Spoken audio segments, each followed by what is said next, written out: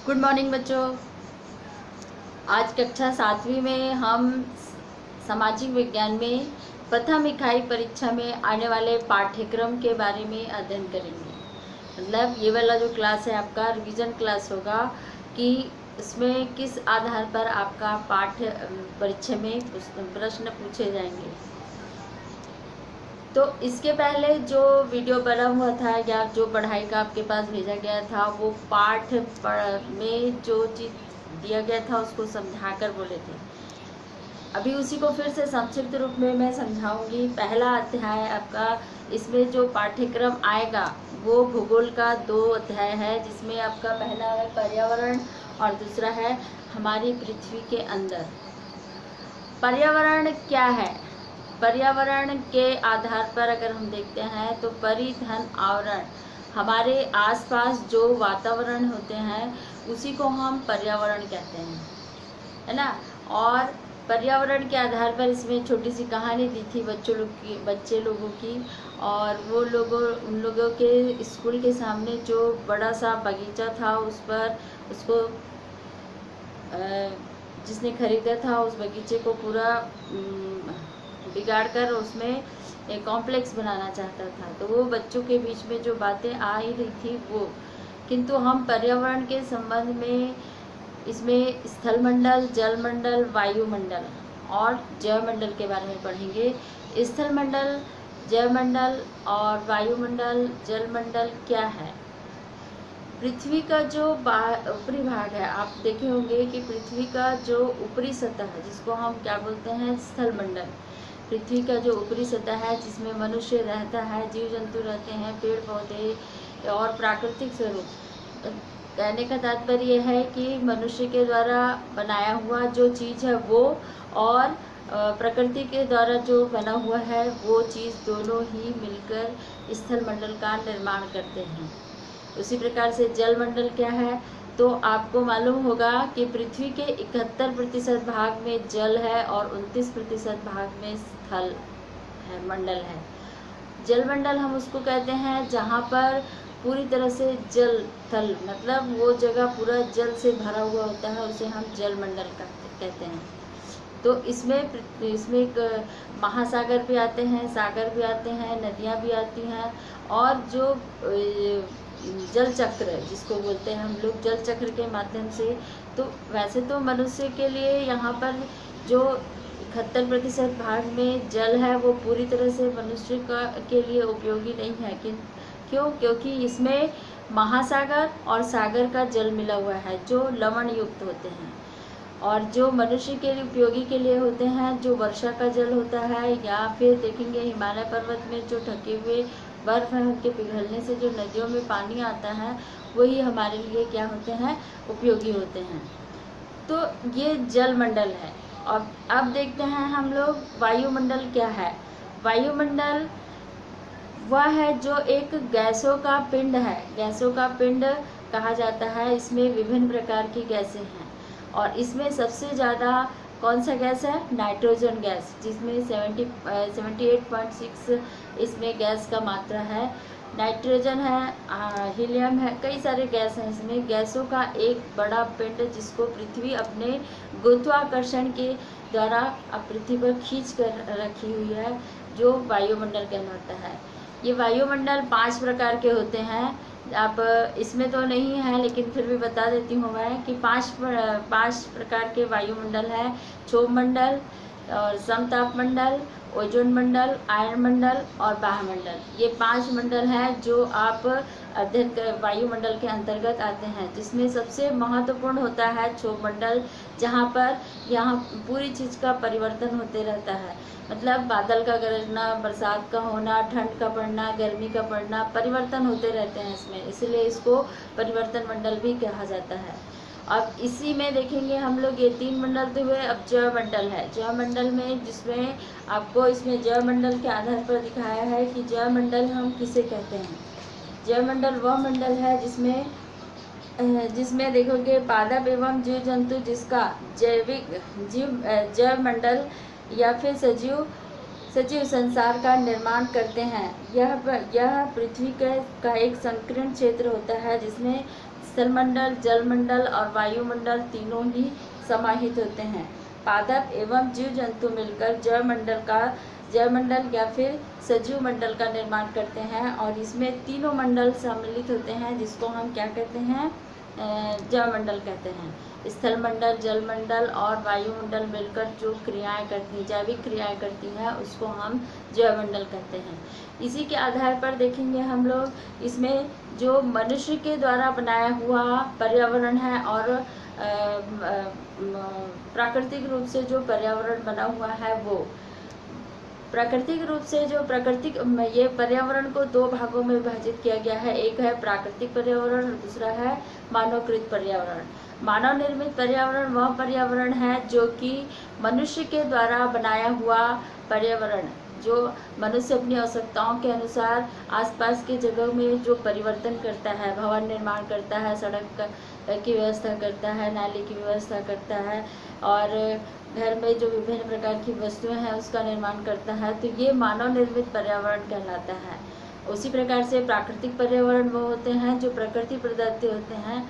इसको प्राप्त करने के लिए हमको किसी प्रकार का व्यय नहीं करना पड़ता, जैसे भूमि है, वनस्पति है और जीव जंतु है, पहाड़ है, नदी है, ये सारे चीज़ क्या कहलाते हैं, प्राकृतिक पर्यावरण के अंतर्गत आता है।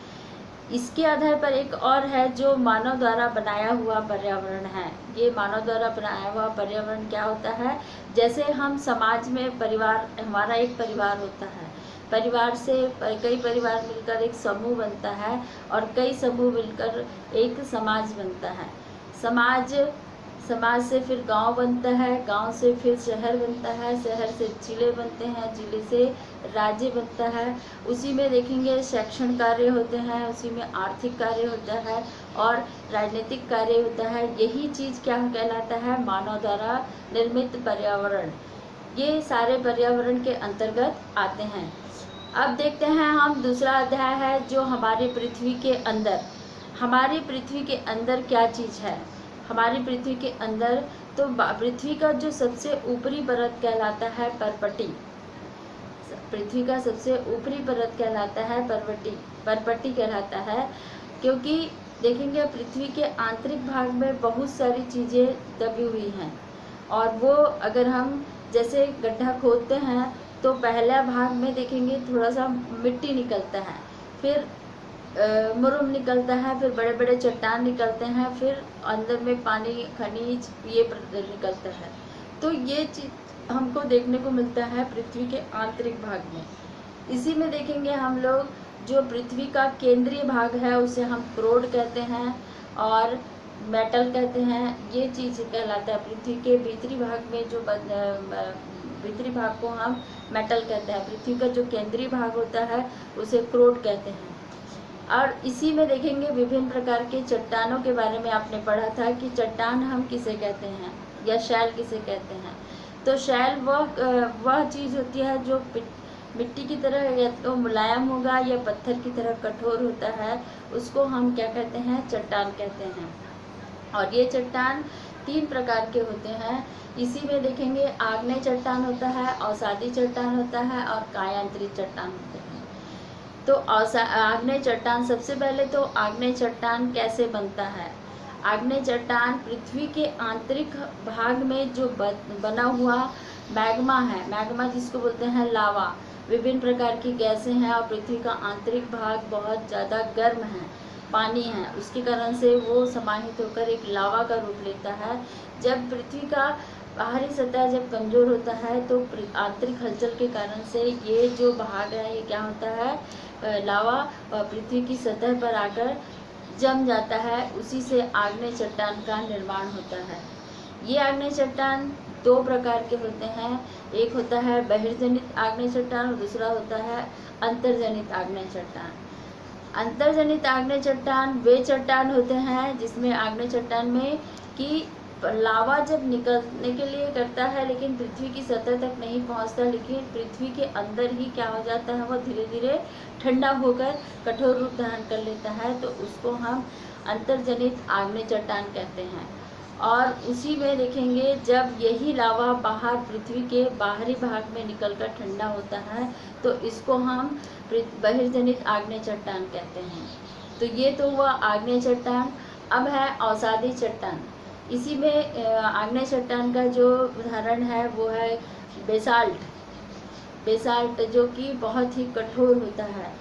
और अब देखते हैं अवसादी चट्टान। अवसादी चट्टान वे चट्टान होते हैं जैसे चट्टानों के चटक जाने से, उसके टूटने से, उसके लुढ़क कर उसमें टुकड़े टुकड़े हो जाते हैं, मिट्टी हो जाती है, या हवाओं के द्वारा या जल पानी के द्वारा या मनुष्य क्रियाओं के द्वारा मिट्टी के जो छोटे छोटे कण होते हैं वे कण एक जगह से दूसरी जगह जाकर जमने लग जाते हैं और कठोर रूप धारण कर लेते हैं। उसको हम अवसादी चट्टान कहते हैं। जैसे इसका उदाहरण है बलवा पत्थर है। और इसी में देखेंगे ईंटा जैसे बनता है, ईंटा उसी प्रकार का पत्थर होता है जिसमें हम चूना पत्थर, बलवा पत्थर, ये अवसादी चट्टान के उदाहरण हैं। इसी में देखोगे अभी आप इसमें कायांतरित चट्टान हम किसे कहते हैं? तो कायांतरित चट्टान वे चट्टानें होती हैं जो कि पूर्ववर्त में पाई जाने वाली जो चट्टानें हैं उसके रूप और गुण में परिवर्तन हो जाता है। पूर्ववर्त में पाई जाने वाली चट्टानों में अधिक ताप और अधिक दाब पड़ता है, जिसके कारण से क्या होता है, उस चट्टान के रूप और गुण में परिवर्तन हो जाता है, जिसके कारण से इन चट्टानों का निर्माण होता है, जिसको हम रूपांतरित चट्टान भी कहते हैं और या फिर कायांतरित चट्टान भी कहते हैं। तो इसका उदाहरण होता है संगमरमर है और नीस है।